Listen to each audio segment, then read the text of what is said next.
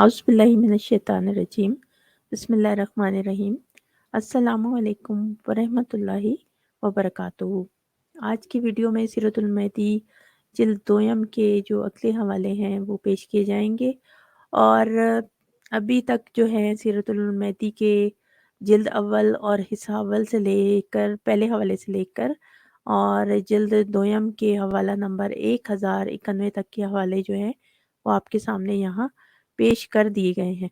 अब जो है वो जो हवाले पेश किए जाएँगे अगले, और ये तमाम हवालाजात देखने के लिए सीरतुल मेहदी की जिल्द अव्वल और दोयम के हमारे चैनल सारा नाज़ गाइडेंस फॉर एवरीवन पे आप तशरीफ़ लाएँ और चैनल को सब्सक्राइब भी कीजिए और इन तमाम हवालों को देखिए जो यहाँ मौजूद हैं हमारे चैनल पे। और ये सीरतुल मेहदी एक ऐसी किताब है कि मिर्ज़ा कादियानी की ज़िंदगी के मुतालिक जो है रोज़मर्रा के उसमें छोटे-मोटे वाक़यात भी लिखे हैं और कुछ जो है वो दजलो फ़रेब करके झूठ-फ़रेब के भी लिखे हुए हैं। तो इन तमाम हवालों से जो है ये एक किताब से हमें मिर्ज़ा कादियानी की ज़िंदगी के कई पहलू जो हैं वो हमारे सामने आ जाते हैं, क्योंकि ये मिर्ज़ा कादियानी के अपने बेटे की लिखी हुई है। तो इसमें उन्होंने जो है एक तरह से इसको बड़ा जो है बना-संवार के लिखा और बड़ी मुक़द्दस अज़ीम किताब है। कादियानियों ने अपने जो रोज़नामा अल-फ़ज़ल था उसमें भी इसको लिखा कि बड़ी अज़ीम किताब है। तमाम कादियानी जो हैं उसको उनको चाहिए कि इनको इसके तमाम हिस्सों को पढ़े और यानी कादियानियों के नज़दीक माअज़ल्लाह ये एक हदीसों की किताब के तौर पे वो उसको समझते हैं। तो इस किताब के अंदर जो हवाले हैं उससे मिर्ज़ा कादियानी की ज़िंदगी के जो कई जो पहलू हैं वो हमारे सामने आते हैं और हमें पता चलता है कि कितना झूठ, फ़रेब, धोखा और जो है वो कादियानियत के अंदर भरा हुआ है। बेशक वो इस किताब में उन्होंने चीज़ें जो हैं बड़ी उस तरह लिखी हैं, लेकिन आप जो समझने वाला हो जो सच्चे दिल से जो है वो तहकीक की नीयत से और कादियानियों को जो है वो दिखाने के लिए कि उनको मिर्ज़ा कादियानी की और उसके ख़ानदान की असलियत पता चले, वो इसको पढ़े तो मेरे ख़्याल में उस पे हक़ाइक़ ख़ुद ब ख़ुद जो है वो खुलते भी हैं और उसको समझ भी आना शुरू हो जाती है। तो ये जो किताब है अ, ये अब जो है हमने शुरू की हुई है और इसका जो है अब हिस्सा चहारम है। तो आइए देखते हैं कि आज हिस्सा चहारम के जो है वो कौन से हवाले जो हैं वो यहाँ आपके सामने पेश किए जाएँगे। अब ये जो है हिस्सा चहारम है सीरतुल मेहदी का और जिल्द दोयम है और सफ़ा नंबर 71 है। सफ़ा नंबर 71 का जो 1091 का हवाला है वो पिछली वीडियो में आपके सामने पेश कर दिया गया था। अब यहाँ पे 1092 का यानी 1092 का हवाला है कि मुंशी ज़फ़र अहमद साहब कपूरथलवी ने बज़रिया तहरीर मुझसे बयान किया। अब ये कपूरथलवी जो था, कपूरथला की जमात एक थी मिर्ज़ा कादियानी ने बनाई हुई, मुंशी ज़फ़र अहमद वहाँ से था और भी इसके साथ कई साथी थे और ये बड़े नाम नहाद जो थे इन सबको मिर्ज़ा कादियानी के ये कादियानी साहब ही समझते हैं। तो इसके जो हवाले यहाँ पे अब ये ज़्यादातर वही आ रहे हैं। तो ये कहता है कि मैं और मोहम्मद ख़ान मरहूम कादियानगर जो मिर्ज़ा कादियानी की बीवी यानी जिसको ये अब यहाँ पे लिखा है लेकिन मैं इसको उम्मुल मुनाफ़िकीन पढ़ूँगी। तो कहता है कि उम्मुल मुनाफ़िकीन जो थी वो सख्त बीमार थी और जो मिर्ज़वाड़ा मुबारक के ज़ीने के करीब वाली कोठरी में मौलवी अब्दुल करीम और हम के पास हम 3-4 आदमी बैठे थे कि हज़रत साहब तशरीफ़ लाए और कहा कि तार बरक़ी की तरह। इन्ना कैदा कुन्ना अज़ीमुन, यानी ये मिर्ज़ा कादियानी अब कहता है कि मुझे इल्हाम होता है, घड़ी-घड़ी इल्हाम होता है और मेरे साथ अल्लाह ताला की ये आदत है कि जब कोई बात जल्द वक़ूअ में आने वाली होती है। अब अगला सफ़ा है इसका,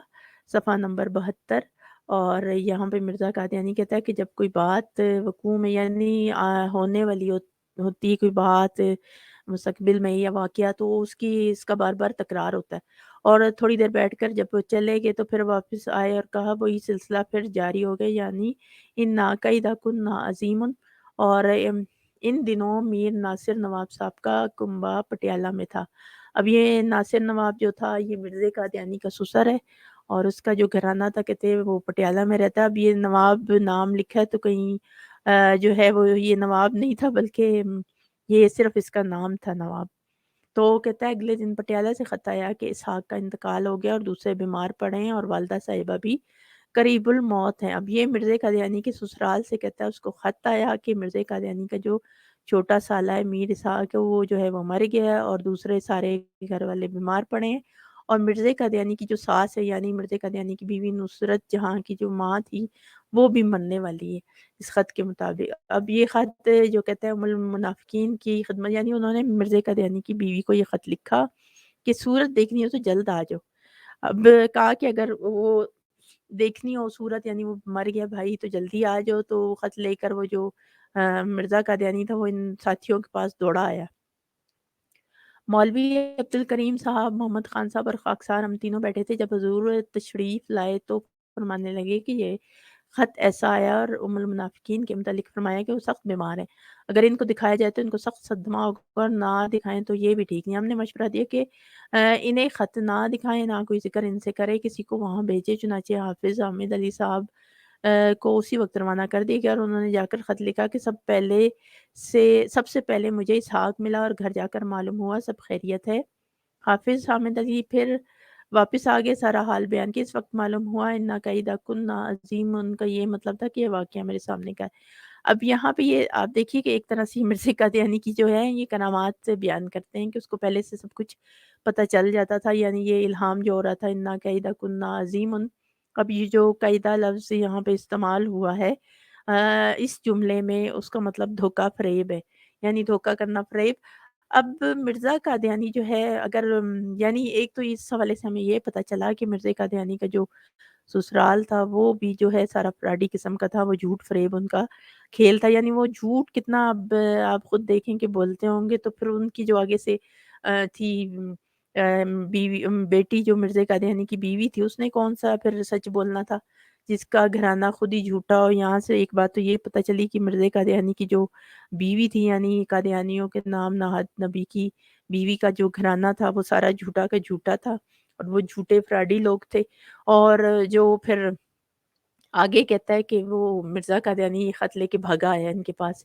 اب کہتا ہے کہ بیوی کو دکھاؤں نہ دکھاؤں، وہ بیمار ہے، تو یہ اب یہاں پہ لکھا ہے کہ وہ مرزا قادیانی کو یہ صرف الہام ہو گیا۔ اب الہام کا مطلب اس کو خود سمجھ نہیں آیا مرزا قادیانی کو، یعنی ہر جگہ یہ لکھتے ہیں کہ کوئی مرنے والا ہو مرزا قادیانی کو پتہ چل جاتا تھا، یعنی اس کا مرزا قادیانی نے کہا میرا باپ مرنے والا تھا، الہام ہو گیا تھا، بھائی پہلے اس سے مرا تو الہام ہو گیا تھا، فلاں مرا تو الہام ہو گیا تھا، کسی کا کوئی تباہی پھرنے والی تھی گھر میں تب بھی مرزا قادیانی کے بقول اس کے دشمن کے تو اس کو الہام ہو جاتا تھا۔ تو یعنی مرزا قادیانی جو ہے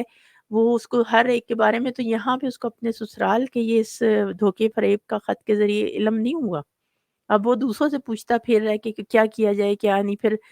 ملازم جو تھا حافظ حامد علی، یہ مرزا کا خاص ملازم تھا، اس کو بھیجا پٹیالہ، جا کے اس نے خط لکھا کہ اسحاق یعنی وہ جس کے متعلق تھا مر گیا، وہ ملا، پھر باقی سب بھی خیریت سے ہیں، تو خالی انہوں نے ایسی ایک ناٹک کی ہے۔ تو اب یہ کہتے ہیں اس کا یہ مطلب تھا۔ اب یہ ذرا ان کی عقل دیکھیں کہ اگر مرزا قادیانی اتنا ہی کو پہنچا ہوا تھا، اتنی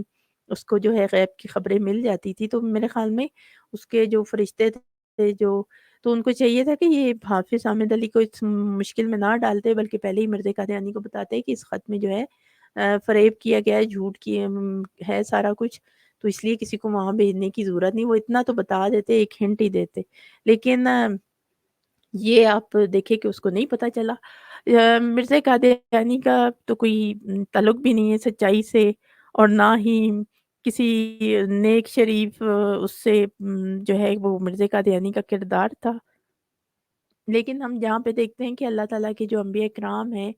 جب بھی ان پہ وحیاں نازل ہوتی تھیں تو ان کو جو ہے اس کا پورا مطلب ہوتا تھا، وہ لوگوں سے نہیں پوچھتے پھرتے تھے کہ یہ اس کا مطلب کیا ہے، تو اس کا مطلب یہاں پہ یہ مرزا قادیانی واحد تھا جس کو جو ہے وہ پتہ ہی نہیں تھا کہ جو اس کے اوپر الہام ہو رہا ہے اس کا کیا مطلب ہے، لوگوں سے پوچھتا پھرتا تھا۔ تو یہ مرزا قادیانی کا جو ہے وہ ایک حوالہ تھا۔ اب 1093 کا حوالہ ہے کہ ظفر احمد صاحب نے بذریعہ تحریر بیان کیا کہ ایک شخص شملے میں رہتا تھا، اس کی بہن احمدی تھی، یعنی یہ شملہ ایک شہر تھا، اور جو بقول ان کے وہ شخص تھا وہ بڑا عیاش تھا، اس کی بہن حاملہ تھی، اور حالات سے وہ سمجھتی تھی کہ اس دفعہ ایام حمل میں بچنے کی نہیں، کیونکہ اسے تکلیف زیادہ تھی، اس نے اپنے بھائی کو مجبور کیا کہ اسے قادیان پہنچا دے، چنانچہ وہ اسے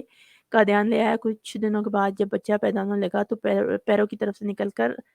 اندر ماری گئی۔ یہ حالت دیکھ کر ام المنافقین روتی ہوئی مرزا قادیانی کے پاس آئی اور کہا کہ عورت مرنے والی یہ حالت ہے۔ تو مرزا قادیانی نے کہا کہ ابھی ہم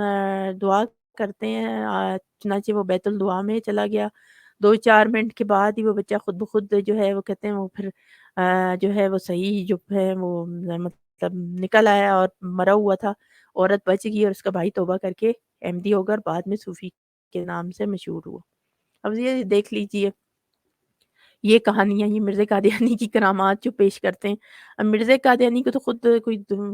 50-60 قسم کی بیماریاں تھی، اور اس کی اپنی جو تھی وہ کئی اولادیں آگے مر گئی۔ پھر ایک مرزا قادیانی کا بڑا مرید تھا، شیخ سیٹھ عبد الرحمن مدراسی، اس کے بیچارے نے وہ پورے خطوط جو ہیں اس کے موجود ہیں کہ وہ لکھتا رہا مرزا قادیانی کو کہ میرا بیٹا، میری بیوی بہو مر گئی ہے، پھر بیٹا، پھر پتہ نہیں اس کا سارا گھرانہ اسی طرح تباہ ہو گیا، اور مرزا قادیانی کو وہ پیسے بھیجتا تھا۔ تو مرزا قادیانی پیسے لے لے کے اس سے کہتا رہا کہ میں دعا کر رہا ہوں ٹھیک ہو جائے گا ٹھیک، لیکن اس کا سارا گھر جو ہے وہ ٹھیک نہیں ہوا، اور اسی طرح وہ جو ہے اس کا سارا گھرانہ جو ہے وہ ختم ہو گیا، مر گیا۔ وہاں پہ مرزا قادیانی کی جو ہے وہ کوئی دعا قبول نہیں ہوئی۔ عبداللہ اتھم والے قصے میں مرزا قادیانی رو رو کے جو ہے وہ، اس کے ساتھی بھی اور مرزا قادیانی بھی دعائیں کرتا رہا کہ وہ مر جائے، چنے پڑواتا رہا، لیکن وہاں پہ مرزا قادیانی کی جو کہ ذلت تھی تو دعا قبول نہیں۔ اب مجھے سمجھ نہیں کہ مرزا قادیانی کا جو خدا یا لاج تھا وہ جو ہے وہ بڑا دوغلا کوئی تھا کہ وہ جہاں پہ مرزا قادیانی کو جوتیاں پڑنی ہوتی تھی وہاں پہ وہ اس کی دعائیں جو ہیں قبول بالکل نہیں کرتا تھا،